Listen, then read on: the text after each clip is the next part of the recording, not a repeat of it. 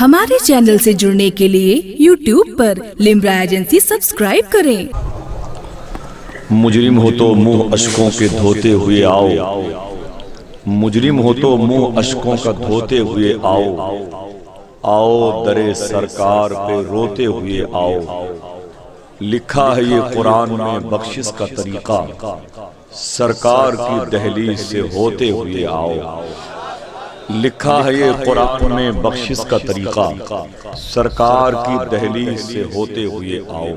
حضرات، اسلامی رنگ و آہنگ سے آپ نے اپنے شعور کے آسمان کے قوس و قزح کو منور کیا، آفاقی مذہب کے پاکیزہ گلستان کی خوشہ چینی آپ نے کی، تہذیب عشاقان رسول صلی اللہ تعالی علیہ وسلم کے پاکیزہ شعور و فکر کے نہا خانوں سے جا کے آپ نے اقتباس فیض کیا ہے۔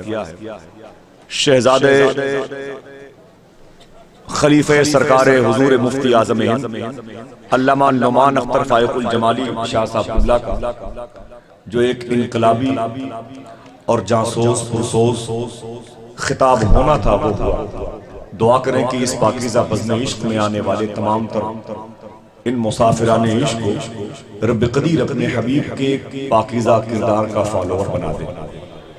حالات دگرگوں ہو گئے ہیں، بے چینیاں ہماری پہچان بن گئی ہیں، بدنظمی ہماری شناخت بن گئی ہے۔ ایک شاعر، ایک خطیب، ایک ذاکر بڑا ٹوٹا ہوا ہے، حالات دیکھ کر کے تبصرے کیا کرتا ہے۔ ہمارے ہاں عمرہ نوازی پائی جا رہی ہے، غریبوں کو اپنے پیروں سے مسلا جا رہا ہے، تب صحابہ کرام کا کردار پھر سے وہاں سے اٹھا کے یہاں استعمال کیا جانے لگا۔ دعا کریں کہ اسی کردار کے آئینے میں اپنی صورت کو ہم دیکھیں اور اپنے چہرے پر عشق مصطفیٰ کا غازہ ملے۔ عمرہ نوازی کا تو یہ عالم ہے کہ ایک شاعر نے کہا تھا، سنیں بڑے غور سے، ایک شاعر نے کہا تھا کہ سگا بھتیجا، سگا بھانجا، سگا بھائی، سگا بھتیجا، سگا، تھوڑی سی آواز کم کریں گے بھائی، آواز کم کریں گے جی، سگا بھتیجا، سگا بھانجا، سگا بھائی، غریب ہیں تو پڑوسی بتا رہے ہیں لوگ۔ سگا بھتیجا، سگا بھانجا، سگا بھائی، غریب ہیں تو پڑوسی بتا رہے ہیں لوگ۔ پتہ لگاؤ یہ میت کسی امیر کی ہے جو دوڑ دوڑ کے کاندھا لگا رہے ہیں لوگ۔ یہ ہمارے عہد کا ایک کرب ہے، ہمارے عہد کی ایک سچائی ہے۔ پتہ لگاؤ یہ میت کسی امیر کی ہے جو دوڑ دوڑ کے کاندھا لگا رہے ہیں لوگ۔ سیاسی جلسوں میں سانسیں بھی روک رکھی تھی، جمعے کے خطبے میں باتیں بنا رہے ہیں۔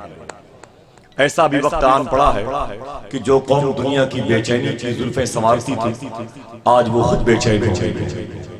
جو قوم برہنہ جسموں کو لباس عطا کرتی تھی، آج وہ قوم سڈنی کے ساحلی علاقے پر بغیر لباس کے ٹہل رہی ہے۔ بڑے افسوس کا مقام ہے۔ دعا کریں کہ پروردگار عالم ہم سب کو آخرت کی تیاری کا جذبہ عطا فرمائے۔ وہ فقیر تھا، قلندر تھا، ایک شہر کے بازار میں ٹہل رہا تھا۔ ایک صاحب نے پوچھا، بابا ادھر آنے کی وجہ کیا ہے؟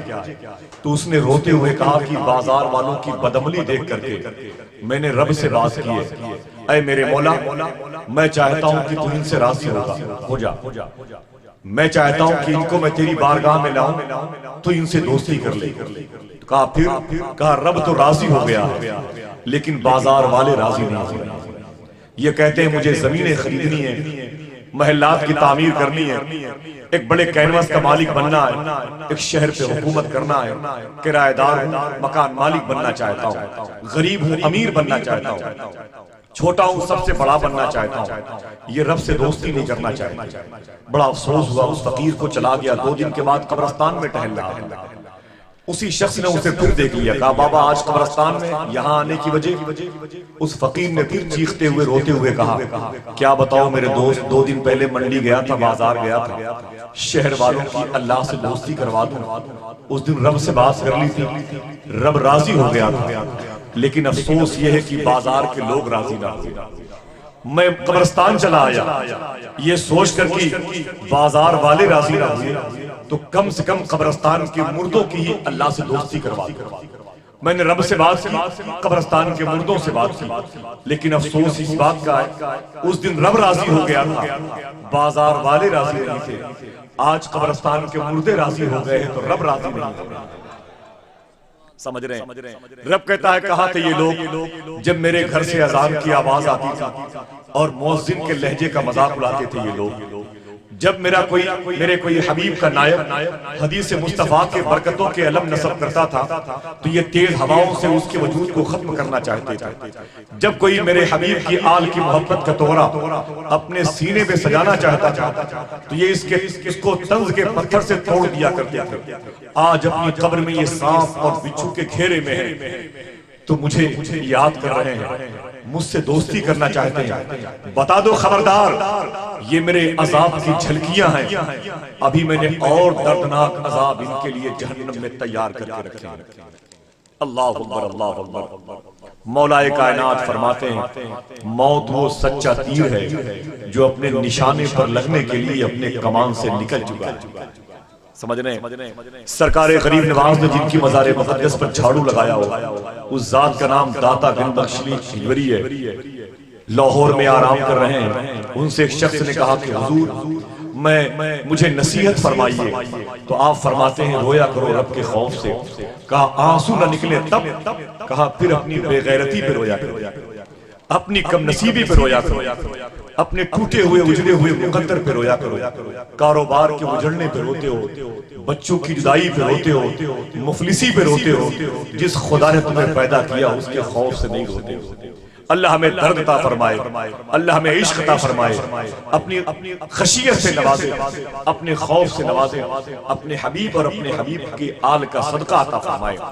بہت حالات بد سے بدتر ہیں ہندوستان کے، بڑی الجھنیں ہوتی ہیں ہندوستان کے حالات کو بھی دیکھتے ہوئے، سیاسی طور پر جس طریقے سے بدامنی پھیل رہی ہے، بے چارگی کی حکومت ہے، انتشار اور تعصب کی فضا ہے، عجیب گھٹن کا احساس ہوتا ہے۔ سفر میں دقت، ٹھہر جاؤ تو جہاں قیام کرو وہاں دقت، اخبار اٹھاؤ تو بے چینیاں مقدر بن جاتی ہیں۔ دعا کرے اللہ ہم سب کو اپنے حبیب کی سنت کا فالوور بنا دے۔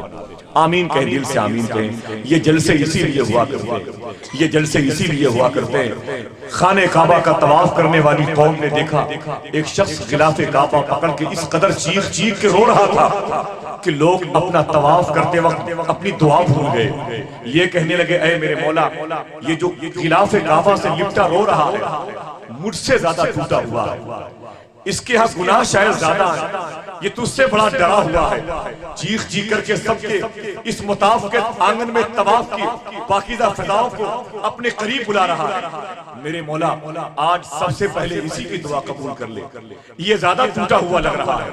لوگوں نے رب کی بارگاہ میں اس کے حق میں دعائیں کرنی شروع کر دی، لیکن جیسے ہی طواف مکمل کیا، جب قریب گئے غلاف کعبہ سے اسے الگ کیا، اس کے چہرے سے نقاب اٹھائی تو وہ کوئی اور نہیں تھا، سرکار غوث اعظم تھا۔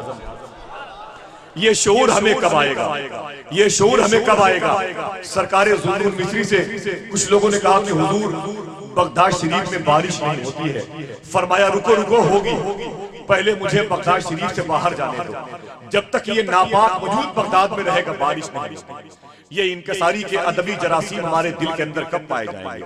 سرکار غریب نواز نے فرمایا تھا قطب الدین بختیار کاکی صوفی امین دی شاہ ناگوری سے اپنی محفل میں، تم دیکھتے ہو میری پیٹھ پہ ایک گھوڑا نکلا ہوا ہے، فرمایا ہاں میرے شیخ اس سے مواد کا نکلنا شروع ہو رہا ہے۔ غریب نواز رونے لگے، فرماتے ہیں قطب الدین یہ مواد نہیں ہے، یہ معین الدین کے گناہ ہیں جو خراب پانی کی صورت میں بہ رہے ہیں۔ ٹوٹے ہوئے دو رکعت پر بہت ناز کرتے ہو، 10 منٹ کے لیے ایک ہفتے میں ٹوپی لگا کے سر پہ جنت کی دعوے داری کا اسٹیکر اپنے ماتھے پہ چسپا کرتے ہو۔ دعا کرو ہمیں اللہ سچا مسلمان بنا دے۔ امام غزالی سے کسی نے پوچھا مسلمان کسے کہتے ہیں اور مومن کسے کہتے ہیں؟ آپ فرماتے ہیں مسلمان وہ ہے جو خدا کو مانتا ہے، مسلمان وہ ہے جو خدا کو مانتا ہے، اور مومن وہ ہے جو خدا کی مانتا ہے۔ اس کو اور کی کا فرق اگر آپ نے محسوس کر لیا تو آنے کا مقصد فوت ہونے سے بچ جائے گا۔ اب آئیے وجہ تخلیق کائنات کی بارگاہ میں ہدیہ نعت کے گلدستے پیش کرنے کے لیے اس لہجے سے ملاقات کریں جو 3 یا 4 سال قبل ہندوستان سے باہر ساؤتھ افریقہ اور جارڈن اور ماریشس کی وادیوں میں گیا۔ اتفاق سے ہندوستان اور پاکستان کے ایمبیسڈر، سفرا حضرات، سفیر لوگ اپنے اپنے ملکوں کے نعت کی محفل میں بیٹھے ہوئے تھے۔ ہندوستان کا وہ شاعر جب مائک سے نبی کی نعت پڑھ کے کامیاب، شادہ و فرحہ اتر رہا تھا تو پاکستان کے ایمبیسڈر نے یہ کہہ کے اس کی پیشانی چوم لی، مجھے نہیں معلوم تھا کہ ہندوستان میں ایسی بھی آوازوں کے مالکان موجود ہیں۔ جب وہ خرامہ منبر محبت سے آگے بڑھ رہا تھا تو ہندوستان کا ایمبیسڈر جو غیر مسلم تھا اس نے یہ کہہ کے اسے اپنے گلے سے لگا لیا، حبیب اللہ صاحب آج آپ نے ہندوستان کی آبرو بچا لی۔ جس کی ایک نعت سن 2012 میں پوری دنیا میں نشر ہوئی تو پاکستان کے الحاج اویس قادری صاحب نے اپنا تاثر قائم کیا تھا کہ 2012 کی سب سے خوبصورت نعت کون ہے؟ اگر مجھ سے کوئی پوچھے تو میں کہہ دوں گا وہ نعت ہندوستان کے حبیب اللہ فیضی نے پڑھی۔ ذرا محبت سے کہہ دو سبحان اللہ۔ عجب لہجہ رب نے اسے عطا کیا ہے۔ جب وہ لہجہ مائک پر آتا ہے تو محسوس ہوتا ہے، اس طریقے سے مخملی آواز کے ساتھ یہ نعت پڑھتے ہیں، محسوس ہوتا ہے کہ مائک پر حبیب اللہ فیضی ہے، پڑھ کوئی اور رہا ہے۔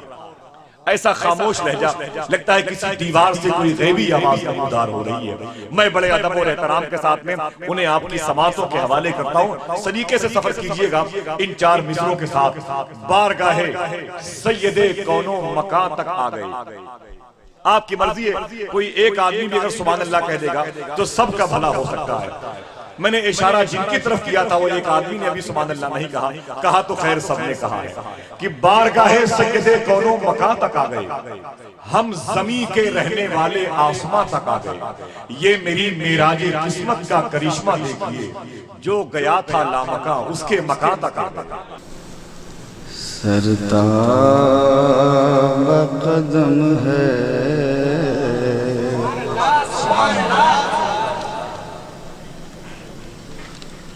سرتاب قدم میں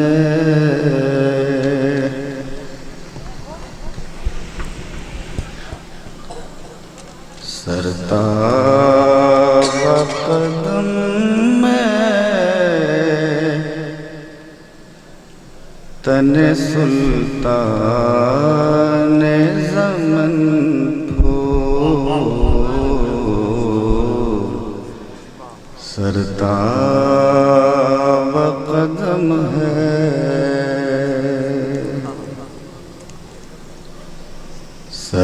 سرتاب قدم میں تن سلطان زمن پھول سرتاب قدم ہے سرتاب قدم میں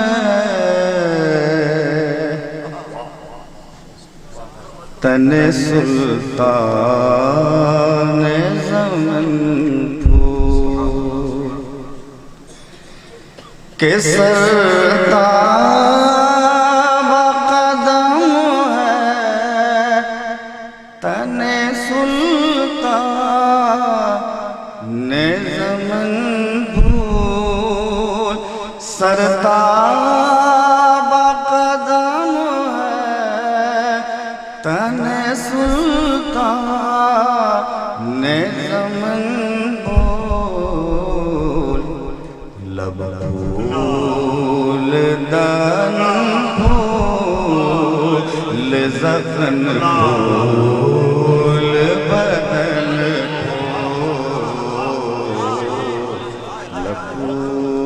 پھول دن پھول زخن پھول بدن پھول سرتاب قدم ہے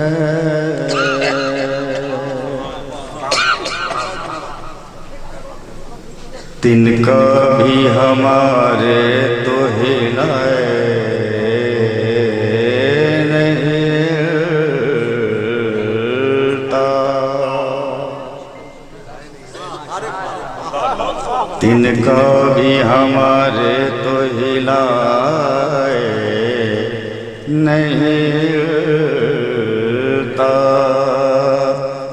तिनका भी हमारे तो हिलाए नहीं हिलता, कि तिनका भी हमारे तो हिलाए नहीं हिलता, तिनका भी हमारे तो हिलाए नहीं हिलता,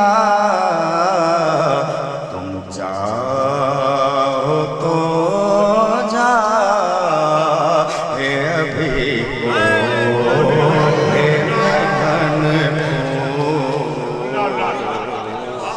तुम चाहो तो तुम चाहो तो जाए अभी को हे मेहन फूल, सरताब कदम है।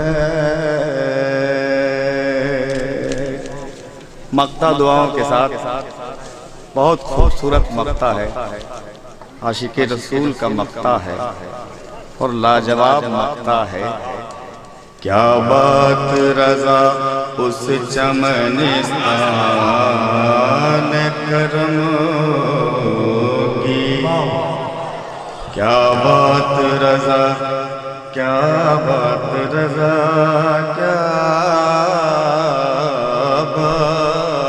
क्या बात रज़ा उस चमनिस्तान गर्म की, के क्या बात,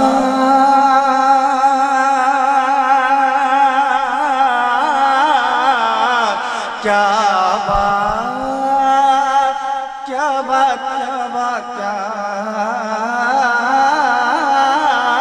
बात, अरे क्या बात रज़ा उस चमनिस्तान करम की, ज़हरा है कली जिस में हुसैन और हसन,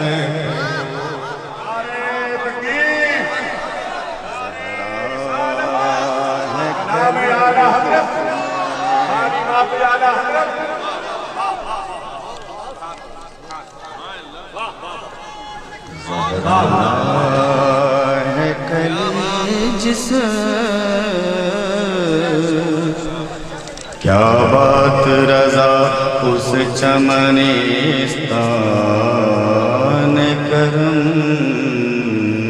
की, क्या बात रज़ा, क्या बात रज़ा, क्या बात रज़ा, क्या बात, के क्या बात,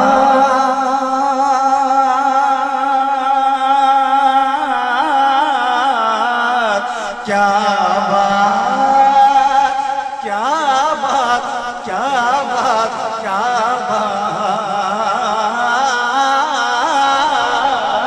क्या बात रज़ा उस चमनिस्तान करम की, ज़हरा है कली जिस में हुसैन और हसन को, सरताब कदम तन सुल्तान ज़मन फूल, लब फूल दहन फूल, زخن پھول بدن پھول سرکار و قدم تن سلطان زمن پھول دہن پھول لب پھول دہن پھول لب پھول پھول زخن پھول بدن